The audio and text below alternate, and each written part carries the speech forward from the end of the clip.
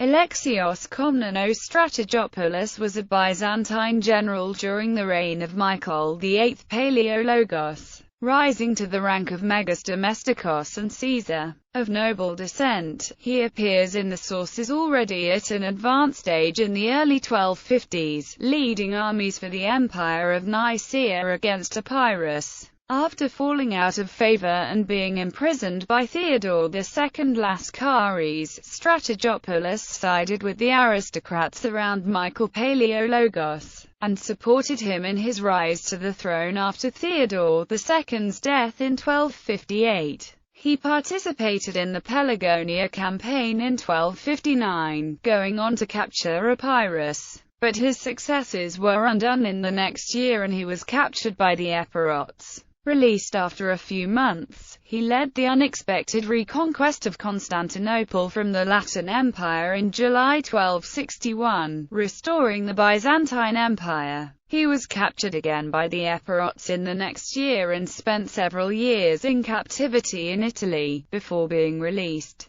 He retired from public affairs and died in the early 1270s. Origin and family. Nothing is known of the early years of Alexios Strategopoulos' life, nor of his exact descent, except that he belonged to the nobility. Other Strategopouloi are mentioned in the 11th and 12th centuries, and John Strategopoulos became Megas Logothetes of the Empire of Nicaea, California, 1216, although his relation with Alexios is unknown. Strategopoulos was apparently related to the illustrious Komnenos line, as a seal dated to California. 1255 has been found bearing the inscription, Alexios Strategopoulos from the Komnenos family.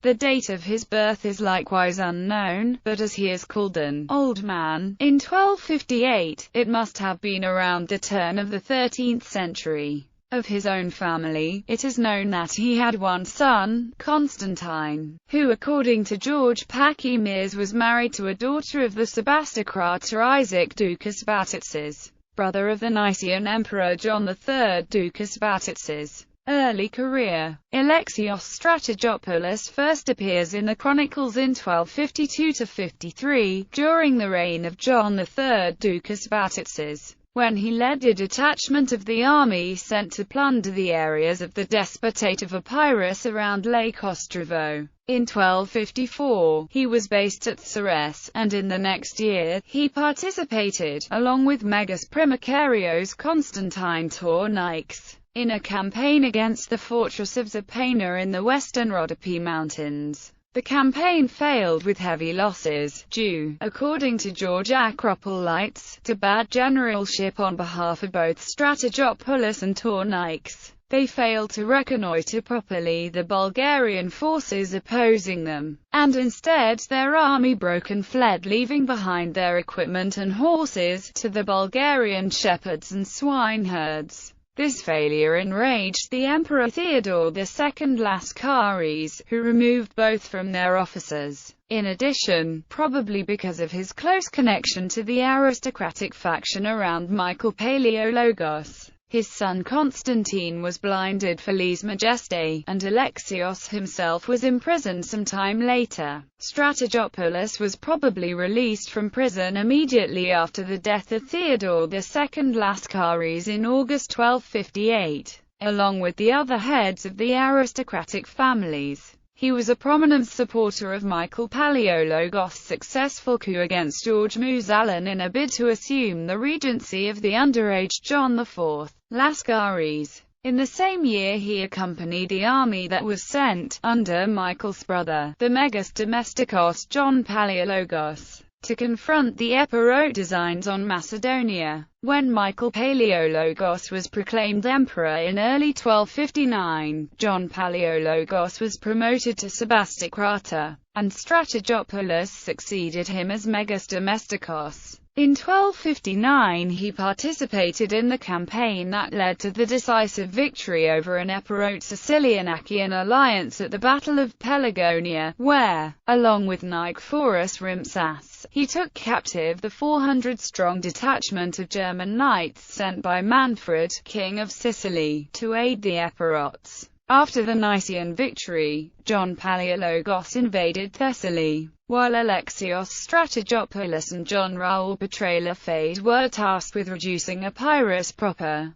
Strategopoulos and Petralophaes crossed the Pindus, bypassed Ioannina, which they left under siege, and captured the Epirote capital, Arta, forcing the despot Michael II to flee to the island of Cephalonia. At Arta they found and released many Naisian prisoners, including the historian George Acropolites. For this success, he was raised to the rank of Caesar. In the next year, however, the Nicene successes were largely undone. Despot Michael with his sons and an Italian mercenary army landed at Arta, and the Epirote population rallied to his cause. The Epirote army clashed with Alexios' forces at the Tricorphon Pass near Naupactus. The Nicene army was routed, and Alexios himself captured. Recapture of Constantinople. Despite these reverses, in early 1261, Emperor Michael VIII set his sights on capturing the great prize. Constantinople, the capital of the Byzantine Empire, which had been the seat of the Latin Empire since its capture by the Fourth Crusade in 1204. To this end, Michael concluded an alliance with Genoa in March, and in July 1261. As the one-year truce concluded after the previous failed Nicene attack was nearing its end, Strategopoulos, recently released from Epirote custody,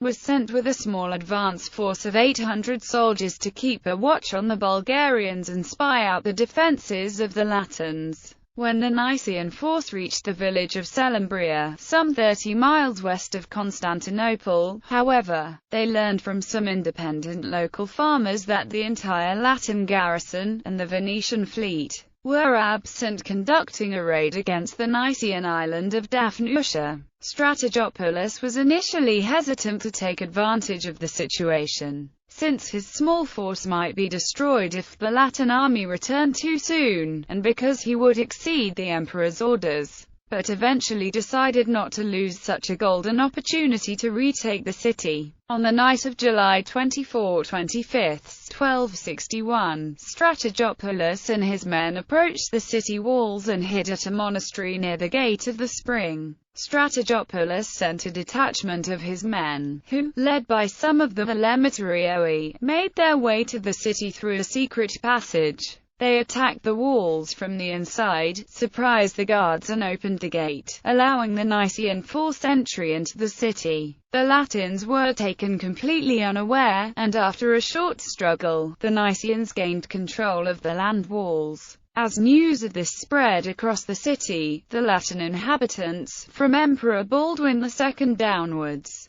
hurriedly rushed to the harbours of the Golden Horn, hoping to escape by ship. At the same time, Strategopoulos' men set fire to the Venetian buildings and warehouses along the coast to prevent him from landing there. Thanks to the timely arrival of the returning Venetian fleet, many of the Latins managed to evacuate to the Latin-held parts of Greece, but the city was lost for good. The recapture of Constantinople signaled the restoration of the Byzantine Empire, and on August 15, the day of the Dormition of the Theotokos, Emperor Michael entered the city in triumph and was crowned at the Hagia Sophia. The rites of John IV Lascaris were brushed aside, and the young man was blinded and imprisoned. Alexios was honored by Michael with a triumphal procession through the city, and by allowing his name to be commemorated in the church services for a year alongside the emperor and the patriarch. Later life and death.